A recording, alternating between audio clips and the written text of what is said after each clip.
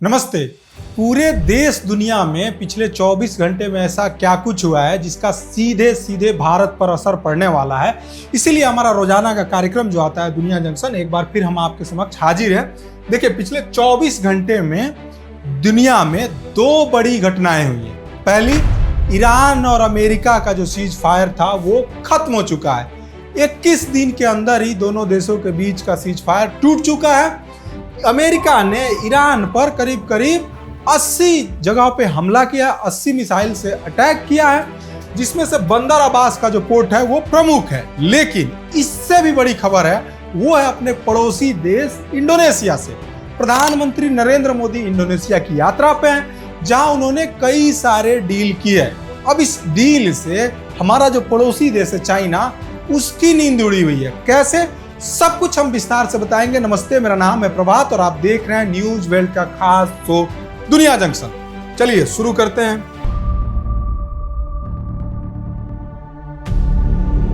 पहली खबर यह है कि राष्ट्रपति डोनाल्ड ट्रंप ने नाटो समिट के दौरान कहा कि ईरान के साथ हुआ सीज फायर समझौता अब खत्म हो चुका है।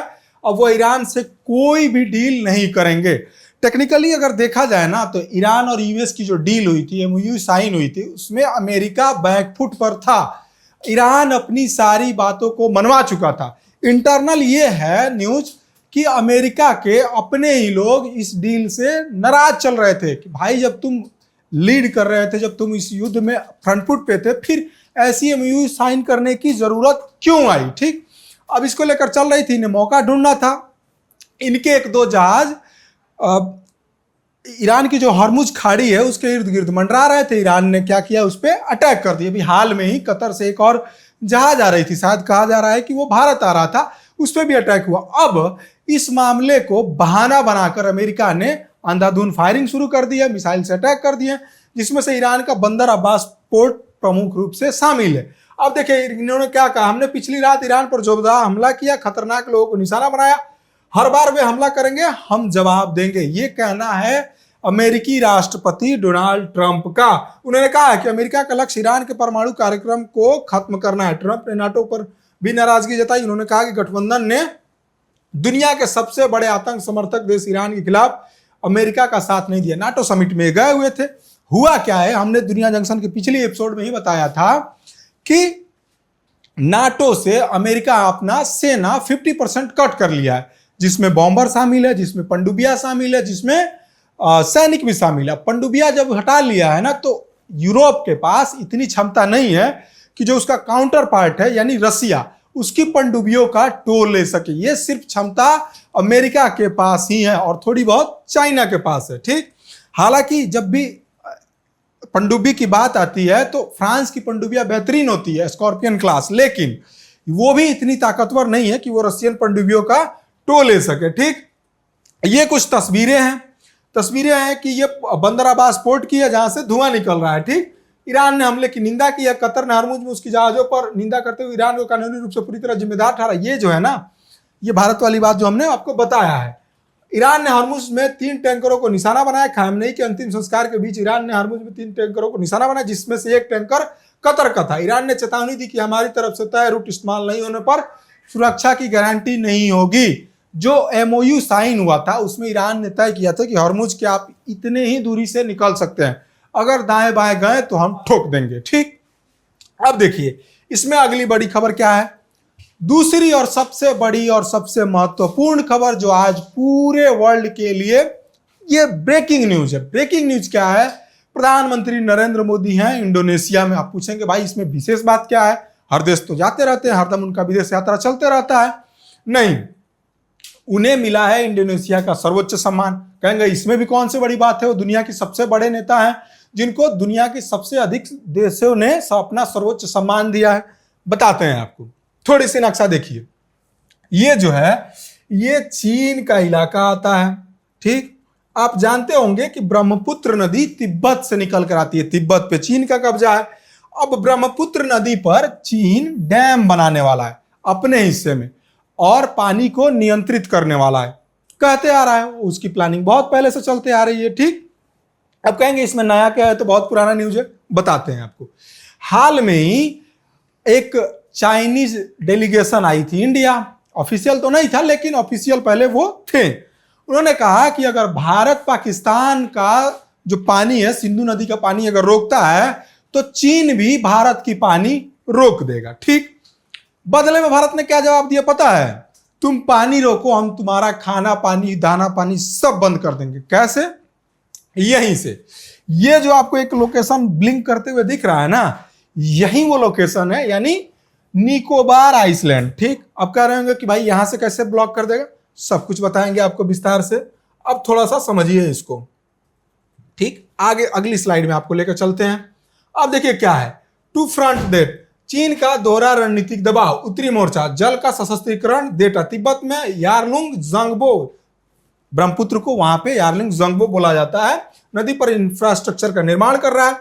भारत के उत्तर पूर्व के लिए जल प्रवाह को नियंत्रित करने की इसमें क्षमता है। अब देखिए क्या है, नॉर्थ ईस्ट में हमेशा वो बाढ़ में डूबा रहता है। आप जानते हैं कि असम में ऐसे ही बाढ़ ढलाई पे है ना, चूंकि ठीक, ब्रह्मपुत्र नदी असम को बाढ़ से परेशान करती है। अब इसमें एक टेक्निकल ग्लिच क्या है, देखिए, ब्रह्मपुत्र नदी की जो पानी है ना, वो 30% ही चीन के कब्जे वाले तिब्बत से होकर आती है। 70% पानी जो है ये भारत की जो छोटी छोटी नदियां हैं वो ब्रह्मपुत्र में मिलती है, वहां से पानी क्रिएट करता है।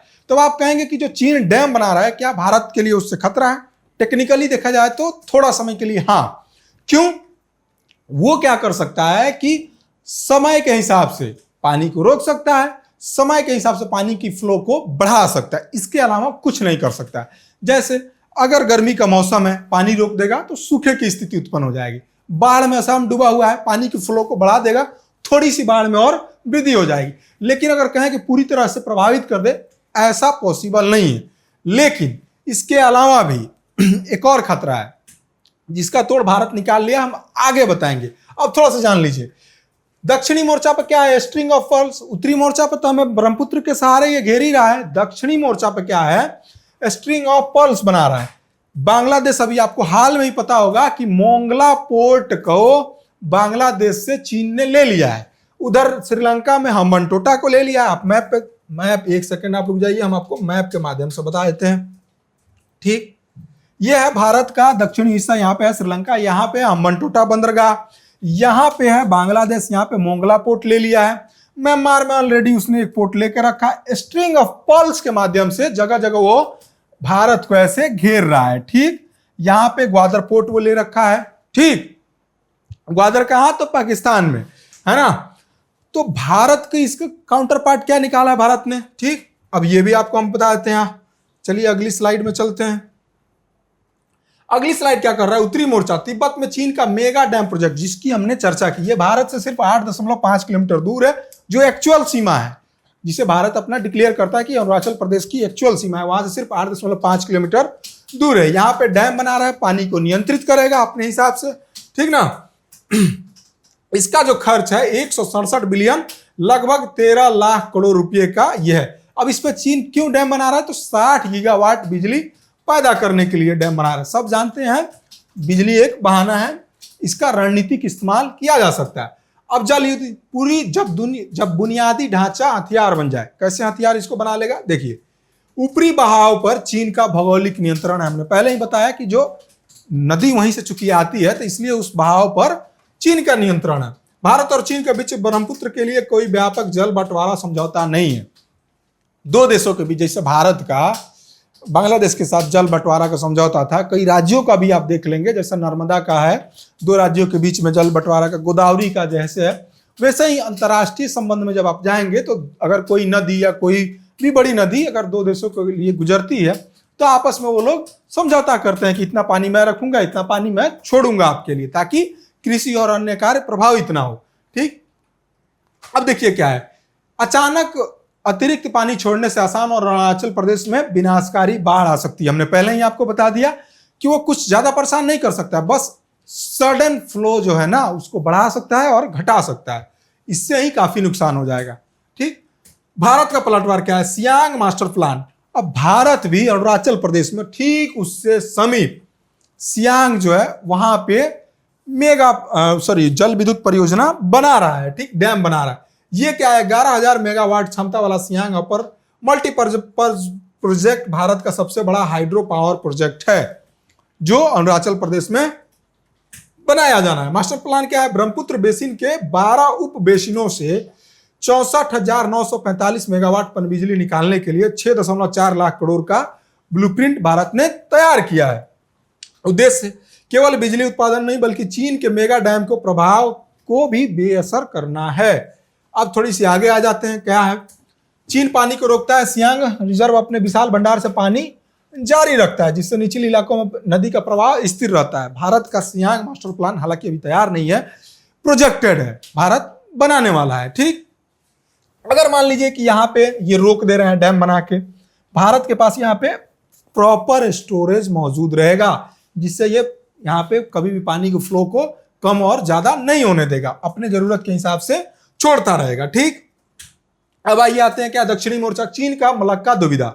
यही वो समस्या है जिसको लेकर 2003 में चीनी राष्ट्रपति ने कहा था कि मलक्का हमारे गले की फांस बन सकती है। अब भारत ने इस कमजोरी को बहुत अच्छी तरीके से समझ लिया है। कब समझा है? जब हॉर्मुज की समस्या उत्पन्न हुई तो पता चला कि पूरी दुनिया की जो नस है वो है व्यापार तेल। अगर तेल बंद कर दिया जाए तो पूरा दुनिया चौक हो सकता है, क्योंकि अभी भी पूरी दुनिया ईवी पे शिफ्ट नहीं हुआ है, डीजल पे ही चल रहा है, पेट्रोल पे ही चल रहा है, कहें तो क्रूड ऑयल पे ही चल रहा है। ठीक, अब यहां पे एक मामला निकल के सामने आ रहा है, भारत कैसे कर रहा है? तो भारत, आप ध्यान से देखेंगे, ये इंडोनेशिया का क्षेत्र है, एक सेकेंड ध्यान से देखेंगे तो ये इंडोनेशिया का क्षेत्र है। अब दक्षिणी चीन सागर से होते हुए इंडोनेशिया के मलक्का स्ट्रेट से निकलते हुए चीनी जहाज ऐसे क्रॉस करते हैं, हिंद महासागर में आते हैं। अब कहेंगे भारत इसको कैसे रोकेगा? यही तो आपको बताना है ना, यही आपको बताना है कि भारत इस पे कैसे कंट्रोल कर रहा है। अब ये जो आपको दिख रहा होगा ना एक छोटा सा मैप, ये देखिए, ये है भारत का सबसे दक्षिणी हिस्सा। ये अंडमान निकोबार का हिस्सा है, हालांकि ये टेक्निकली निकोबार का हिस्सा है, इसे इंदिरा पॉइंट भी कहा जाता है, जो भारत का सबसे दक्षिणतम बिंदु कहा जाता है। इसे ज्योग्राफी की क्लास में पढ़ाया गया होगा। अब यहां से जो मैप दिख रहा है ना, यहां से जब चीन की जहाज आता है, यहां से होकर निकलता है, ये जो टेक्निकली पार्ट है पूरा, ये इंडोनेशिया का है।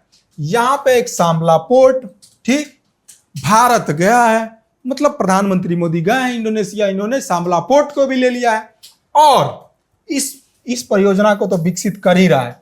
अब इसको लेकर देश में भी बवाल हो रहा है कि भैया वहां पे क्या कहते हैं कि कछुए मर जाएंगे, जनजातियां परेशान हो जाएंगी, तमाम चीजें। भाई उससे ज्यादा कहना नहीं चाहिए, हर जान की कीमत है, लेकिन टेक्निकली देखा जाए तो सड़क हादसे में उससे ज्यादा लोग मर जाते हैं हर साल भारत में, उसके लिए कोई चिंता नहीं है। लेकिन कोई जगह अगर भारत के लिए स्ट्रेटेजिक रूप से महत्वपूर्ण है, उसके लिए देश में खूब हंगामा बनता है। मानिए ना मानिए, विपक्ष को कभी पॉलिटिक्स करने आता ही नहीं है। इस बात को आप चाहे रील काट के बना लीजिए, अपने दोस्तों के साथ शेयर कर लीजिए, या फिर मेरा मजाक उड़ा लीजिए, लेकिन यह बात हकीकत है कि भारत का विपक्ष कभी भी मुद्दों को उठाता ही नहीं है और ढंग का मुद्दा उठाता ही नहीं है। उसे जब उठाना होगा तो जो भी सामरिक रूप से महत्वपूर्ण होता है वही मुद्दा उठाता है। अब कनेक्शंस भी जोड़े जाते हैं कि भाई साहब ये चीन से क्यों प्रभावित होकर ये सब मुद्दा उठाते हैं, हम किसी अन्य वीडियो में बताएंगे, फिलहाल के लिए यही जान लीजिए। अब जो भारत है ना, इसके कुछ हिस्से को डेवलप कर रहा है। इसमें क्या कर रहा है? एयरपोर्ट बना रहा है, बंदरगाह बना रहा है, दूसरा कि नौसैनिक अड्डा बना रहा है, एयरफोर्स के लिए अड्डा बना रहा है। ये इसलिए जरूरी है क्योंकि ये पॉइंट पड़ता है यहां पे, ये पॉइंट पड़ता है यहां पे, देखिए ऐसे निकल के आ रहा है। ये है भारत का निकोबार, ये है भारत का निकोबार, है ना, यहां से सांबला पोर्ट। अब यहां के सबसे न्यूनतम बिंदु जो है ना, ये है, यहां पे भारत बना रहा है ताकि अपनी निगरानी को बढ़ाया जा सके। ठीक, अब इसका सामरिक महत्व देखिए, यह केवल एक कमर्शियल पोर्ट नहीं है बल्कि मलक्का के मुहाने पर भारत का एक फॉरवर्ड ऑपरेटिंग बेस है। जब तक आप विशाखापट्टनम से अपनी जहाज भेजेंगे ना, तब तक चीनी जहाज भारत में प्रवेश कर चुके होंगे। इसलिए जरूरी है कि जब भी युद्ध की स्थिति आए, भगवान ना करे कि ऐसा आए, जब भी युद्ध की स्थिति आए तो आप फॉरवर्ड बेस पे तैनात रहें और पूरी ताकत के साथ तैनात रहें, ताकि आप वहीं पे उसे चौक कर सकें। ठीक, अब गैलेसिया बे क्या है? एक mega international container transshipment port है जिसे भारत बना रहा है। सैन्य बुनियादी ढांचा P-81 विमानों और लड़ाकू जेट्स के लिए 3,300 मीटर का नया रनवे तैयार किया जा रहा है। तो अब कहेंगे P-81 क्या है? ये एक ऐसा विमान है जिससे समुद्र में निगरानी रखी जाती है। ये टोई विमान इसे कहा जाता है। ये भारत ने शायद अमेरिका से खरीदा है, आप कंफर्म कर लीजिएगा। ऊर्जा और बस्तियां, 450 मेगावाट की पावर प्लांट और 6.5 लाख लोगों के लिए नई टाउनशिप भी बहाल की जा रही है। भारत सिर्फ पोर्ट ही नहीं बना रहा है, टूरिज्म की दृष्टि से भी वहां पे डेवलपमेंट कर रहा है, ताकि वहां से पैसा रुपया आता रहे। भैया लड़ने के लिए पैसे की जरूरत होती है, ये सबसे महत्वपूर्ण है। ठीक, आगे आते हैं। अब मामला क्या है? बबल के प्रमुख घटक, भूगोल, अंडमान और निकोबार की कमान की रणनीतिक स्थिति होगी। सेंसर्स, क्वाड के IPMDA इनिशिएटिव के तहत समुद्री डोमेन की जागरूकता बढ़ेगी। Long range fire, BrahMos cruise missile और P-81 समुद्री गश्ती विमान और MQ-9B ड्रोन, ये शायद हमने अमेरिका से लिया है। ठीक, ये जो जिस ड्रोन की हमने चर्चा किया है, यहां से क्या होगा ना, अगर आप यहां पे तैनात कर रहे हैं इन विमानों को, अगर आप यहां पे तैनात कर रहे हैं ना, माफ कीजिएगा, इन विमानों को अगर आप यहां पे तैनात कर रहे हैं ना, हाँ, अगर इन विमानों को यहां पे तैनात कर रहे हैं तो आप पूरे मलक्का स्टेट पे निगरानी बनाए रख सकते हैं अपनी उसी बेस से। और यहाँ पे अगर ब्रह्मोस की तैनाती कर रहे हैं तो ब्रह्मोस की रेंज में पूरा मलक्का स्टेट आ जाएगा। हालांकि इसकी जरूरत नहीं पड़ेगी। अब एक और इसमें मामला है, देख रहे होंगे ध्यान से, इसमें सबांग पोर्ट दिख रहा होगा। भारत के प्रधानमंत्री गए हैं, इन्होंने सबांग पोर्ट भी खरीदने के लिए और उसे डेवलप करने के लिए एक समझौता कर लिया है। ठीक, अब देखिए क्या है, दुनिया के जितने भी महाशक्तियां हैं उसकी कुछ फॉरवर्ड बेसेस हैं। फॉरवर्ड बेसेस दैट मीन्स कि उसकी सीमा से आगे हो, किसी अन्य देश के करीब हो। इसमें सबसे प्रमुख है डियागो गार्सिया, जो यूके और यूएसए दोनों मिलकर इसको संचालित करते हैं, हिंद महासागर में है। इसको लेकर विवाद चलते रहता है। यूके कहता रहा है कि हम पूरी तरह से इसे खाली नहीं करेंगे। ठीक, गुआम एयरबेस है, ये यूएसए के पूरी तरह कंट्रोल में है। ठीक, लेकिन यह टेक्निकली देखा जाए तो नॉर्थ कोरिया और ईरान की कुछ मिसाइलों की जद में आता है ये। ठीक, हैनान, ये चीन का एक द्वीप है जो SSBN पनडुब्बी का बेस है। ये केवल नौसैनिक बेस है, लेकिन ये भी भारत के लिए खतरा है। इसी चीज को देखते हुए भारत ने भी अपनी जमीन पे ये जो सारी चीजें है ना ये दूसरे देशों में, चीन का छोड़ दिया जाए तो ये गुआम और डियागो गार्सिया ये अमेरिका का कभी पार्ट नहीं रहा है। ठीक, इन्होंने कब्जा किया हुआ है उस पर या फिर लिया हुआ है लीज पे। तो ग्रेट निकोबार जो है भारत का हिस्सा है। मलक्का के पश्चिमी प्रवेश द्वार को यह नियंत्रित करेगा। यह भारत की अपनी जमीन पे है ना। रणनीतिक अंतिम मोहरा सबांग पोर्ट। अब हम जिस पोर्ट की बात कर रहे थे, अब इसका थोड़ा सा महत्व तो समझ लीजिए कि यह कितना महत्वपूर्ण है भारत की दृष्टि से। ये जो है ना, ये सबांग पोर्ट है और ये भारत का ये जो है ये है इंदिरा पॉइंट। इन दोनों के बीच का जो डिस्टेंस है ना, सिर्फ 150 किलोमीटर है। अगर समुद्री भाषा में कहा जाए तो 90 नॉटिकल मील, क्योंकि हम समुद्री दूरी को नॉटिकल मील में नापते हैं। ठीक, इस दूरी पे ये दो खंबे, अगर मान लीजिए कि हम दो खंबा लगा रहे हैं तो दोनों के बीच की दूरी 150 किलोमीटर है। और ये बहुत ही पतला संकरा गलियारा होगा जिसके द्वारा चीन का पूरा व्यापार निकलता है। लगभग 80% चीन का व्यापार इसी रास्ते से होकर निकलता है। अब भारत इस पे बहुत तेजी से काम कर रहा है। हमने जैसा कहा कि खंबे की जिक्र, ठीक, भारत यही करते आ रहा है। अब इसमें एक और बड़ी चीज हुई है। क्या हुई है? तो भारत कहा है कि भैया देखो, हम तुमसे पोर्ट ले रहे हैं, हम तुम्हें टेक्नोलॉजी ट्रांसफर कर रहे हैं, तो बदले में कुछ चाहिए ना। तो इंडोनेशिया बोला क्या दें, सबांग पोर्ट दे दिया। बोला कि नहीं, तुम्हारे यहाँ हमारा एक मंदिर है बंद पड़ा हुआ है, उसका जीर्णोद्धार हम करेंगे। भारत की पुरातात्विक जो सर्वेक्षण इकाई है वो जाकर उस मंदिर की पुनरुद्धार करेगा। ठीक, इसके अलावा 20 और चीजें हुई है। क्या हुई है? तो भारत की जो UPI है वो इंडोनेशिया में भी काम करेगा। इसको लेकर समझौता आगे बढ़ने का मतलब लगभग अंतिम छोर पे है। ठीक, इसके अलावा क्या हुआ है? ब्रह्मोस मिसाइल देंगे। अब देखिए, आप कहेंगे कि ब्रह्मोस मिसाइल की इतनी डिमांड क्यों बढ़ी है? तो इसका जवाब है ऑपरेशन सिंदूर में। देखिए, मानिए या ना मानिए, दुनिया में आपकी ताकत अहिंसा के साथ नहीं हो सकती है। आपको समय समय पे अपनी ताकत दिखानी पड़ती है। भारत ने जब ऑपरेशन सिंदूर में अपनी क्षमता दिखाई, उसके बाद से भारत का जो रक्षा निर्यात है ना, पिछले साल के मुकाबले इस साल 62% बढ़ा है, और 2014 के मुकाबले कर लिया जाए तो 1000% से भी ज्यादा बढ़ता है ये। ठीक, भारत लगातार हथियार बना रहा है, मेक इन इंडिया प्रोजेक्ट जो है वो काम करते हुए दिख रहा है। ठीक, अब आते हैं क्या है, भारत के प्रधानमंत्री चूंकि गए हैं तो बोलने की आदत है, बोलेंगे ही। कह रहे हैं कि भारत विकास का रास्ता अपनाता है, विस्तारवाद का नहीं। विस्तारवाद का नहीं अपनाता है। टेक्निकली बात देखा जाए तो ये चीन के ऊपर एक साइलेंट अटैक था। अब देखिए क्या कूटनीतिक प्रहार पीएम मोदी का जकार्ता दौरा, ये इंडोनेशिया की चूंकि राजधानी है जकार्ता, इसलिए जकार्ता दौरा, इससे जकार्ता मिशन या ये सब कुछ बोला जा सकता है इसको। व्यापक रणनीतिक साझेदारी को नए स्तर पर ले जाना, परिणाम 20 प्रमुख समझौते और ऐतिहासिक घोषणाओं पर हस्ताक्षर हुआ है। समुद्री सुरक्षा साझेदारी हुई है, सबांग पोर्ट का विकास होगा, हमने बता दिया। तटरक्षक समन्वय, दोनों देशों की जो नेवी है एक दूसरे के साथ डेटा शेयर करेगी, जो भी इंटेलिजेंस आती है वो एक दूसरे के साथ साझा करेगी। IFC IOR में संपर्क अधिकारी शामिल होंगे।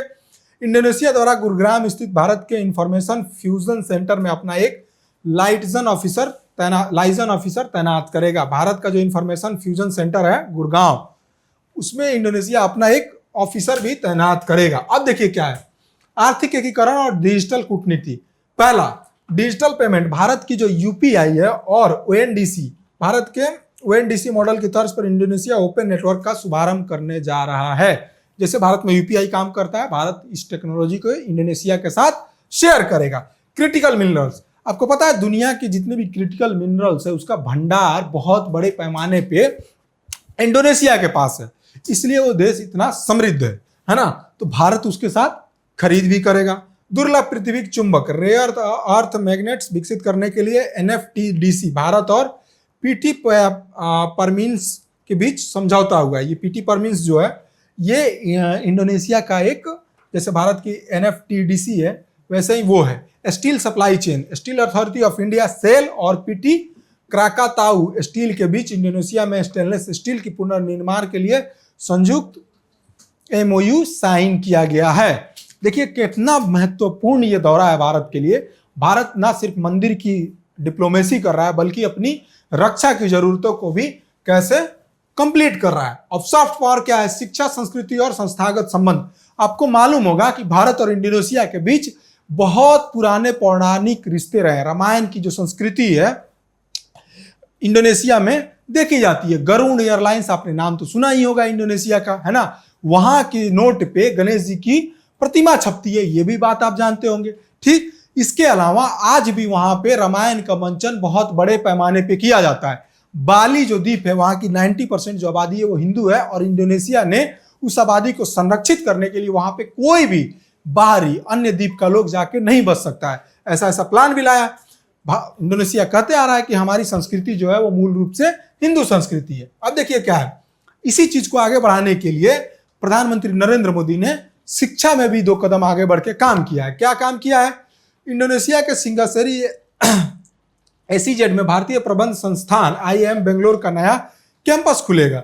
इसके अलावा यूनेस्को विश्व धरोहर ब्राह्मण मंदिर जो है इसका कैंपस का जीर्णोद्धार करेगा। हमने आपको बहुत पहले इस चीज को बताया था। खाद्य सुरक्षा, भारत द्वारा इंडोनेशिया को 100 टन उच्च गुणवत्ता वाले DWR 162 गेहूं की बीज की आपूर्ति की जाएगी। DWR 162 जो है एक टाइप की क्वालिटी है गेहूं की, इसकी आपूर्ति भारत 100 टन करेगा ताकि वहां पे बुआई की जा सके गेहूं की।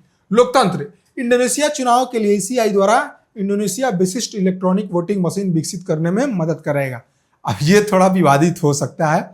भारत की जो इलेक्शन कमीशन है वो इंडोनेशिया में चुनाव कराने के लिए जैसे भारत का EVM है वैसे उसी तर्ज पे इंडोनेशिया में भी काम करने जा रहा है। अब EVM को लेकर कुछ लोग रोना मचा देंगे कि भैया जाके इंडोनेशिया को भी हैक कर लिया।